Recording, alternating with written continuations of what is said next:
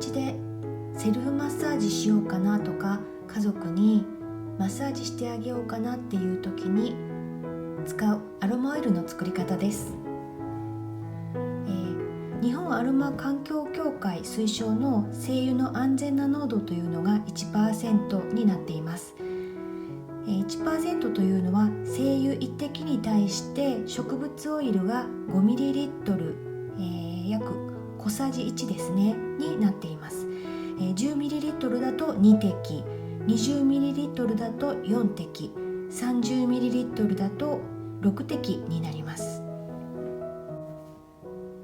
2種類以上の精油をブレンドするには、合わせて合計滴数になればいいですので、例えば 30ml の植物オイルだと合計で6滴入ればいいですので、組み合わせは自由で、2滴ずつとか、2滴と4滴とか1滴と2滴と3滴とか、香りの強いものは少なめに、あと好きな香りは多めにとか、好みで入れてみてください。そして精油を落とす時の注意ですが、精油は基本1滴が 0.05ml になるように作られています。そして、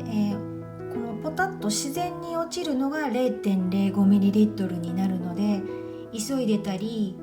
出にくいからといってこう振るのは NG です。じっと待ってポタッと1滴落ちるのを待ってください。では簡単にできますので、これでマッサージしてください。